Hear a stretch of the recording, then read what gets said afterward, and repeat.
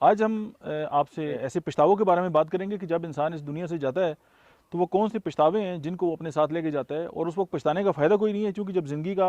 आखिरी वक्त होता है या इंसान जो डेथ बेड है उस पर होता है, तो अगर वो पछतावे भी करेगा तो वो काम तो वो कर नहीं सकता।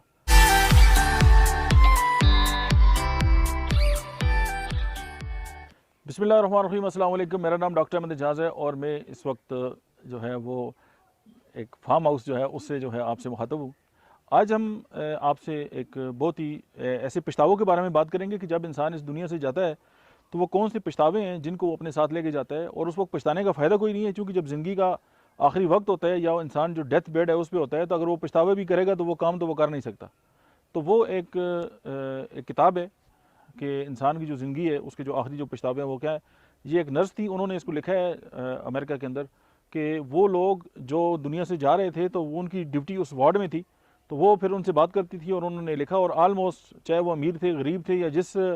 जो है वो ज़िंदगी के जो मतलब एक वाक ऑफ लाइफ है उससे उनका तलक था, लेकिन उन तमाम लोगों को जो है वो कम वेश यही पछतावे रहे हैं। तो नंबर 1 पे हम बात करते हैं कि जब इंसान इस दुनिया से जा रहा होता है तो उसके जहन में एक ही बात होती है कि मैं जो है वो अपनी ख्वाहिश के मुताबिक जो है वो ज़िंदगी गुजार देता, और इस बात की परवाह की बगैर कि लोग मेरे बारे में क्या सोचेंगे। हम में से बहुत सारे ऐसे लोग हैं कि वो सारी ज़िंदगी गुजार देते हैं और जब आखिरी वक्त आते हैं तो वो सोचते हैं कि मैं लोगों को खुश करता रहा और लोगों की वजह से मैं सोचता रहा कि लोग इस तरह की बात करेंगे और मैंने जो ज़िंदगी है उसको अपने हिसाब से नहीं जिया। और आप ये देखें कि हम अपनी जो ज़िंदगी गुजार रहे हैं वो भी लोगों की मर्ज़ी के मुताबिक जो है वो गुजार रहे हैं, और उसकी वजह कि लोगों की ख्वाहिशात और लोग जो चाहते हैं उस तरह करते हैं। अगर आपको कोई एक काम करके खुशी मिलती है और अगर आप उस काम को नहीं करते और कंप्रोमाइज़ करते हैं अपनी लाइफ को, तो ये वो पछतावा है कि अगर आप इस दुनिया से जा भी रहे हों और आप मतलब है कि सारी ज़िंदगी पछताते रहें, लेकिन आप ये पछतावा जो है वो आपके जो है वो पीछा नहीं छोड़ सकता। लेकिन ये वो इम्पॉर्टेंट बात है कि अगर आप लोगों की परवाह किए बगैर जो है अपनी जो ज़िंदगी है उसको अगर प्लान करें और अगर आप ज़िंदगी को गुजारें, तो मेरे ख्याल में डेथ बेड पे जाने से पहले आप भरपूर तरीके से जो है वो ज़िंदगी को गुजार सकते हैं। अच्छा, जो दूसरा पछतावा है वो ये था कि और ये ज़्यादातर जो मर्द हजरात हैं ये उनको था कि मर्द हजरात ये सोचते हैं कि हम जब इस दुनिया से जा रहे होते हैं तो उनको एक पछतावा ये होता है कि मैंने ज़िंदगी में इतना ज़्यादा काम क्यों किया है। उसकी बेसिक रीज़न ये है कि आप ये देखेंगे बहुत सारे लोग ऐसे हैं कि जो इतना ज़्यादा काम करते हैं कि वो अपने बच्चों को अपने सामने बड़ा होता हुआ नहीं देख सकते।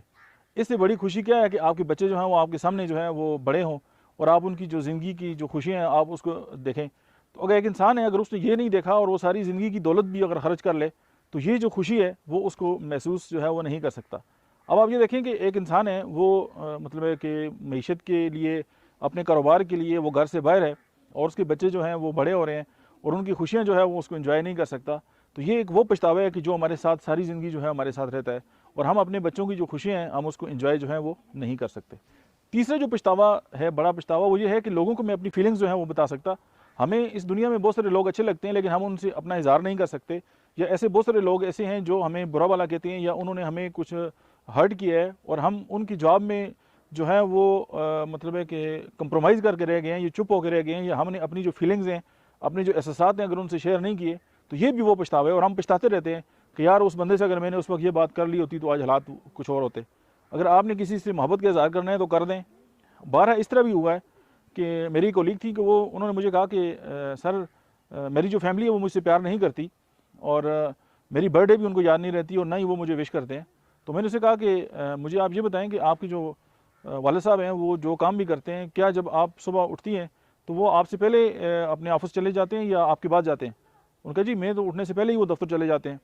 तो मैंने कहा जब आप घर पहुंचती हैं तो क्या वो आपसे पहले घर आते हैं या बाद में आते हैं? उनका वो रात को 10-11 बजे आते हैं।